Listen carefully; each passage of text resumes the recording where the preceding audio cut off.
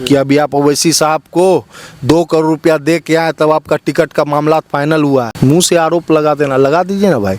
ओवैसी साहब मुंह से बोले ना 4 गए 24 लाएंगे। जब मुंह से ही लाना है तो 24 का लाइएगा भाई, मुंह से लाना है तो 240 लाइए। ये वही तौसीफ साहब है कि 4 बार कांग्रेस के सिंबल पे जीतने का काम हुआ और 20 के चुनाव में एमआईएम पार्टी को आरएसएस का एजेंट, दलाल या फिर मीडिया के लोग तो वीडियो निकाल के लाए थे जो अभी चल रहा था। चाहे वो मास्टर मुजाहिद साहब हो, वो अगर कहीं ना कहीं वो जिस पार्टी में जाना चाहे, उनकी निजी राय है, वो जिस पार्टी में जाना चाहे वो जा सकते हैं। अब जैसे कि आपने कहा है कि मास्टर मुजाहिद साहब अगर आरजेडी में भी आए तो उनका स्वागत है, लेकिन बात यह है कि अगर आरजेडी में वे आते हैं तो जाहिर सी बात है कि वे कोचादमन से चुनाव लड़ेंगे और बिना सीट के कंफर्म से वो आरजेडी में शायद ही शामिल हो, ये कयास लगा जा रहे हैं। तो अगर वो आरजेडी में आते हैं तो फिर मौजूदा विधायक है उनका टिकट कट सकता है। अरे भैया, टिकट का यहाँ मामलात ही नहीं है। थाना जाइए, कोई एफआईआर लॉन्च कर लेता है, ये चाहिए। गांधी जी समझ रहे हैं, जिसके पास पैसा है उसका 5 मिनट में एफआईआर हो जाता है। और गरीब गुरबा जाके देखिए थाना प्रशासन का क्या स्थिति है, किस तरह से एसएचओ और किस तरह से तमाम मनमानी कर रहा है। ब्लॉक के अंदर जाके देखिए कि एक एक केवाला पे कितना रुपया लेता है और जिस तरह से मामला हर चीज़, जाति, निवासी, कुछ भी बनाने जाइए भैया, बहुत बद से बदतर स्थिति है। लूट लिया जाए। और कहाँ ये नीतीश कुमार से बिहार थोड़ा ही चल रहा है, ये तो आज केंद्र से चल रहा है। केंद्र के लोग चला रहे हैं बिहार। नीतीश कुमार मुख्यमंत्री, वो नहीं चला रहे हैं। नीतीश कुमार का स्थिति देख के आपको ऐसा लग रहा है कि नीतीश कुमार शासनकाल करने लायक अभी है? नीतीश जी का शासनकाल देख लीजिए और लालू प्रसाद यादव जी का शासनकाल देख लीजिए। यही विगत 20 वर्षों में 65,000 से ज़्यादा हत्याएं हुई हैं जो दर्ज की गई हैं। 25,000 से ज़्यादा रेप हुई है जो दर्ज की गई है। ये एनसीआरबी का डाटा बोलता है। तो बात सिर्फ अनर्गल करने से नहीं होगा, बात आप बिहार की कीजिए, बात बिहारी की कीजिए। और अपराधी जिस तरह से बेलगाम होकर जहाँ तहाँ गोली चला दे रहा है भाई, कहीं कोई कानून व्यवस्था नाम की चीज़ नहीं है। प्रशासन पूरा घुसखोरी पे उतारू है। आज आप अस्सलाम वालेकुम, आदाब, नमस्कार। मेरा नाम फिरदौस गनी है, आप केडीबी लाइव देख रहे हैं। जैसे कि पता है कि बिहार विधानसभा चुनाव बहुत नज़दीक है और सभी पार्टी की तैयारियां जुट गई है। और अभी मेरे साथ मौजूद हैं आरजेडी जिला प्रधान महासचिव रेहान अहमद जी। हम इनसे राजनीतिक मुद्दों पर तो बात करेंगे ही करेंगे, बाकी कई सारे मुद्दे हैं जिस पर हम बात करना चाहेंगे। तो सबसे पहले आपका स्वागत है हमारे चैनल पर भाई। आपके भी तमाम दर्शकों का मैं स्वागत करता हूं और अपना नमस्कार, सलाम, आदाब पेश करता हूं। आप आरजेडी जिला प्रधान महासचिव हैं, आरजेडी से जुड़े हुए हैं। सबसे पहले ये बताइए कि आप अपनी थोड़ी राजनीतिक के बारे में बताइए कि आप आरजेडी में से ही आपकी राजनीति की शुरुआत हुई है या फिर उससे पहले आप किसी पार्टी में और हैं? नहीं, आरजेडी में ही मेरी पहली जो शुरुआत हुई है और आरजेडी में है। और इंशाअल्लाह अल्लाह ने अगर मुझे हयात से रखा आगे तो इंशाअल्लाह आरजेडी के साथ ही रहना पसंद करूँगा। आगे क्या प्लान है आपका आरजेडी के साथ चुनाव में या फिर पॉलिटिक्स में, अगर आप बताना चाहते हैं? क्योंकि हर किसी का ख्वाब होता है किसी भी चीज़ से अगर वो जुड़े हुए हैं तो आपका क्या ख्वाब है? हम लोग संगठन के लोग हैं, संगठन का काम करते हैं। पार्टी जो दायित्व देती है उस काम को बखूबी करने का काम करते हैं और अभी बहुत बड़ा एम्बिशन लेके नहीं चल रहे हैं। पार्टी को मजबूत करना है। पार्टी 4 की 4 सीट कैसे किशनगंज के अंदर जीतने का काम करे, इस पे ज़्यादा खास फोकस है। और विधानसभा में हमारी सरकार बने और जो हमारे नेता प्रतिपक्ष आदरणीय तेजस्वी प्रसाद यादव जी, उनका जो विज़न है बिहार को लेकर के, बिहारियों को लेकर के, बिहार के युवाओं के प्रति, बिहार के महिलाओं के प्रति जो उनका विज़न है बिहार को आगे बढ़ाना, बिहार की तस्वीर और तकदीर बदलना, बिहार की स्वास्थ्य व्यवस्था को सुधारना, जिसका पहल वो 17 महीने की सरकार शासनकाल में भी करने का काम किए। तो इसको लेकर के यही हम लोग मजबूती के साथ है कि 25 में सरकार बने तो बिहार का कल्याण होगा। आरजेडी की सरकार बनती है तो फिर स्वास्थ्य पर, शिक्षा पर काम होगा। तो नीतीश और बीजेपी के लोग कह रहे हैं कि पहले क्यों नहीं कर पाए जब 1990 से 2005 तक सरकार थी, जो अभी इसको सुधारने का दावा कर रहे हैं। तो मैं आपको ये बताता चलूँ फिरदौस भाई कि आज आप बात कीजिए हमारे नेता की कि नेता 17 महीने जब शासन काल में आए, डिप्टी सीएम बने, 5-5 विभाग संभाला, तो उस विभाग के अंदर क्या काम करने का काम किया, नौकरी देने की बात की। हाँ, अगर आप बात करना चाहते हैं लालू प्रसाद यादव जी पे तो उस पर भी मैं बात करने के लिए तैयार हूँ। अब बात कीजिए ना लालू प्रसाद यादव जी पे कि जब 90 का बिहार लालू जी को मिला तो किस स्थिति में मिला। 90 का बिहार जब मिला तो गांधी मैदान हो या चाहे पटना रेलवे जंक्शन हो, किस तरह से गिरवी था और किस तरह से लालू जी ने, चाहे लालू जी जिस समय मुख्यमंत्री बने तो उस समय क्या बिहार की बदहाल स्थिति थी और बिहार के अंदर कितना विश्वविद्यालय था, और लालू जी जब मुख्यमंत्री से हटे तब कितना था। नीतीश जी का शासनकाल देख लीजिए और लालू प्रसाद यादव जी का शासनकाल देख लीजिए, यही विगत 20 वर्षों में 65,000 से ज़्यादा हत्याएं हुई हैं जो दर्ज की गई हैं, 25,000 से ज़्यादा रेप हुई है जो दर्ज की गई है। ये एनसीआरबी का डाटा बोलता है। तो बात सिर्फ अनर्गल करने से नहीं होगा, बात आप बिहार की कीजिए, बात बिहारी की कीजिए, बात युवाओं की कीजिए, बात महिलाओं की कीजिए। इस तरह से ये बात गोल गोल घुमाना, हिंदू मुसलमान करना, मुद्दे से भटका देना, कहीं आप दूसरी बात को लेके चले जाते हैं कि कहीं कोई बिल ले आते हैं, वक्फ पे संशोधन कर देते हैं, सीए एनआरसी ये सब करने का काम करते हैं, तो आप गुमराह करने का काम छोड़ दीजिए। 24 में जनता ने सबक सिखाने का काम किया है और इंशाअल्लाह 2029 में उखाड़ के फेंकने का काम करेगी, यही भारत की आवाम और बिहार की आवाम करेगी।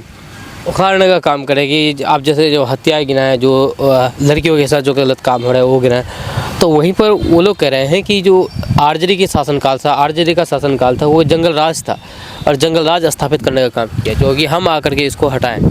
तो देखिए, ये सिर्फ आरोप प्रत्यारोप करते रहना, ये एनसीआरबी का डाटा रेहान अहमद नहीं दे रहा है, ये केंद्र की सरकार दे रही है। अगर 65,000 हत्याएं हुई है, 25,000 रेप बलात्कार का मामला हुआ है, तो ये एनसीआरबी का डाटा केंद्र सरकार दे रही है। आप अगर इसको क्या मंगल राज मानते हैं? रोजाना हत्याएं हो रही है, रोजाना बैंक लूट रहा है, कहीं कुछ मामला हो जा रहा है, जिस तरह से ज्वेलरी शॉप लूटा जा रहा है और अपराधी जिस तरह से बेलगाम होकर जहाँ तहाँ गोली चला दे रहा है, भाई कहीं कोई कानून व्यवस्था नाम की चीज़ नहीं है। प्रशासन पूरा घुसखोरी पे उतारू है। आज अपना जाइए कोई एफआईआर लॉन्च कर लेता है, ये चाहिए। गांधी जी समझ रहे हैं, जिसके पास पैसा है उसका 5 मिनट में एफआईआर हो जाता है, और गरीब गुरबा जाके देखिए थाना प्रशासन का क्या स्थिति है, किस तरह से एसएचओ और किस तरह से तमाम मनमानी कर रहा है। ब्लॉक के अंदर जाके देखिए कि एक एक केवाला पे कितना रुपया लेता है, और जिस तरह से मामला हर चीज़ जाति निवासी कुछ भी बनाने जाइए भैया, बहुत बद से बदतर स्थिति है। आज के डेट में जो अधिकारी है वही गुंडा के तरह बिहेव करने का काम करता है, और ये दमनकारी सरकार है, ये कहीं ना कहीं ये जनता को परेशान करती है। अच्छा, एक और आपसे सवाल करना चाहेंगे कि अपने इलाके के बारे में। तौसीफ साहब जो एमआईएम में शामिल हुए हैं, जो पहले कांग्रेस में थे, उनका आरोप है कि जो मौजूदा विधायक हैं जो आरजेडी में शामिल हुए हैं एमआईएम से 2020 में जो जीते थे 4 विधायक, उनका कहना है कि ये सभी इतने करोड़ में बिके हैं। कुछ अमाउंट को भी उन्होंने मेंशन किया है कि इतने करोड़ में आरजेडी में शामिल हुए हैं, आरजेडी के लोग इनको खरीदे हैं। तो उनके सामने पैसा दिया था। आप कुछ साक्ष्य रख के बात कीजिएगा। आरोप लगा देना तो हम भी आरोप लगा देते हैं कि अभी आप ओवैसी साहब को 2 करोड़ रुपया दे के आए तब आपका टिकट का मामला फाइनल हुआ है। मुंह से आरोप लगा देना, लगा दीजिए ना भाई। ओवैसी साहब मुंह से बोले ना 4 गए 24 लाएंगे, जब मुंह से ही लाना है तो 24 क्या लाइएगा भाई? मुंह से लाना है तो 240 लाइए, मुंह से ही लाना है ना तो 240 लाइए। तो आरोप लगाना है तो 6 करोड़ का है, 60 करोड़ का लगाइए। ये विधायक का मामला है, विधायक और तौसीफ साहब इस पे बात रख रहे हैं, अपना पक्ष रख रहे हैं। बहुत सारी चीज़ें हैं, नहीं बोलना चाहता हूँ, लेकिन इस पे सोच समझ के बयान। उनका ससुर भी गए थे। अब उस पर वही तो बोल रहे हैं कि बहुत सारी चीज़ें हैं, उनको सोच समझ के इस पे बयान टिप्पणी करना चाहिए। और कहीं ना कहीं ये वही तौसीफ साहब है कि 4 बार कांग्रेस के सिंबल पे जीतने का काम हुआ, और 20 के चुनाव में एमआईएम पार्टी को आरएसएस का एजेंट, दलाल, या फिर मीडिया के लोग तो वीडियो निकाल के लाए थे जो अभी चल रहा था। तो ये सब चीज़ें हैं। अब इस पे बात करके अनर्गल बात है, ये सब नहीं। आप काम बात की कीजिए, सीमांचल की बदहाली की बात कीजिए, सीमांचल को विकास की ओर कैसे लाया जाए। विगत 17 महीने के अंदर जब हमारे नेता थे तो किस तरह से सीमांचल के स्थिति में सुधार करने के लिए, चाहे वो अमौड़ के पुल का काम हो, पथ निर्माण मंत्री थे हमारे तेजस्वी प्रसाद यादव जी, और जिस तरह से अंबाड़ लगा दिया नौकरी का, क्या सीमांचल में नौकरी नहीं मिली? 5.5 लाख से अधिक नौकरी देने का काम किया, नियोजित शिक्षक का उसको परमानेंट करने का काम किया, उसके बाद तालीमी मरकज़ इसका मानदंड को बढ़ाने का काम किया, डबल करने का काम किया। तो ये सब सारी चीज़ें हैं। स्वास्थ्य व्यवस्था के अंदर चाहे सदर अस्पताल के आप देखने का काम कीजिए कि जहां 52-54 दवाइयाँ मुफ्त हुआ करती थी, 102 करने का काम किया। और भी स्वास्थ्य सुविधाएं, आप औचक निरीक्षण देखते थे कि स्वास्थ्य मंत्री रहते हुए किसी भी सदर अस्पताल में घुस जाने का काम करते थे तेजस्वी प्रसाद यादव जी। इधर आप देख रहे हैं स्वास्थ्य मंत्री क्या कर रहा है, सब लूट खसोट में पड़ा हुआ है। बिहार को किस तरह से लूट लिया जाए, और कहाँ ये नीतीश कुमार से बिहार थोड़ा ही चल रहा है, ये तो आज केंद्र से चल रहा है। केंद्र के लोग चला रहे हैं बिहार। नीतीश कुमार मुख्यमंत्री, वो नहीं चला रहे हैं। नीतीश कुमार का स्थिति देख के आपको ऐसा लग रहा है कि नीतीश कुमार शासन करने लायक अभी है? उनकी स्वास्थ्य जो अभी स्थिति है, स्वास्थ्य की स्थिति है, वो देख के तो कतई नहीं लगता है कि वो बिहार को चला रहे हैं। जब आप लोगों के साथ था तो इसका मतलब कि वो भी आप ही लोग चला रहे थे। अब आरोप लगाने के लिए आप कुछ भी बोल दीजिए, लेकिन आज की जो स्थिति है, उस समय नीतीश जी आते थे, मीडिया के सामने बाइट देते थे, कई तरह की बात रखते थे, बहुत बात बोलते थे। लेकिन आज के डेट में आप स्थिति देखने का काम कीजिए ना, नीतीश जी की स्वास्थ्य की स्थिति क्या है। मास्टर मुजाहिद साहब जो कि जेडीयू से इस्तीफा दिए हैं, अब वो किसी भी पार्टी में नहीं है, लेकिन कयास लगाए जा रहे हैं कि वे आरजेडी में जा रहे हैं, कोई कह रहे हैं एमआईएम में जा रहे हैं। तो रेहान अहमद का क्या विचार है इस मामले पर? मेरा इस पे कोई विचार नहीं हो सकता है, वो मास्टर साहब का निजी मामला है। मास्टर साहब जनता दल, आप आरजेडी से जुड़े हुए हैं, आप क्या चाहते हैं कि वे आरजेडी में आए या फिर नहीं आए, ऐसा कुछ? ना कोई आने पे पाबंदी है, ना जाने पे रोक है। अब देखिए हमारे आज समझ लीजिए जो स्थिति है, चाहे वो मास्टर मुजाहिद साहब हो, वो अगर कहीं ना कहीं वो जिस पार्टी में जाना चाहे, उनकी निजी राय है, वो जिस पार्टी में जाना चाहे वो जा सकते हैं, बिल्कुल। बाकी अगर आरजेडी में आए तो उनका स्वागत है। हाँ स्वागत है, स्वागत है। हाँ शीर्ष नेतृत्व बात करे उनसे, उनके स्वागत है भाई। बिल्कुल आए, मजबूत कीजिए बिहार में, संविधान को मानने वाली पार्टी के साथ मजबूती के साथ सरकार चलाइए, शासनकाल कीजिए, आइए बिहार को मजबूत कीजिए। अब जैसे कि आपने कहा है कि मास्टर मुजाहिद साहब अगर आरजेडी में भी आए तो उनका स्वागत है, लेकिन बात यह है कि अगर आरजेडी में वे आते हैं तो जाहिर सी बात है कि वे कोचादमन से चुनाव लड़ेंगे, और बिना सीट के कंफर्म से वो आरजेडी में शायद ही शामिल हो, ये कयास लगा जा रहे हैं। तो अगर वो आरजेडी में आते हैं तो फिर मौजूदा विधायक है, उनका टिकट कट सकता है। अरे भैया, टिकट का यहाँ मामला ही नहीं है, यहाँ तो कईयों लोगों को, अब टिकट का मामला मैं तय करने वाला हूँ। टिकट का मामला केंद्र, आपका विचार होगा ना इस पर ना कि आप क्या बताइए। ठीक, इसमें कोई मामला ही नहीं है, टिकट का यहाँ कोई बात ही नहीं है। आप आइए, मजबूत कीजिए। हर इंसान को 243 सीट ही है बिहार में, हर इंसान को टिकट नहीं मिल जाएगा, और इस पर मैं बोलने वाला अधिकृत भी नहीं है, और इस पर ना मैं अपनी कोई बात रखूँगा।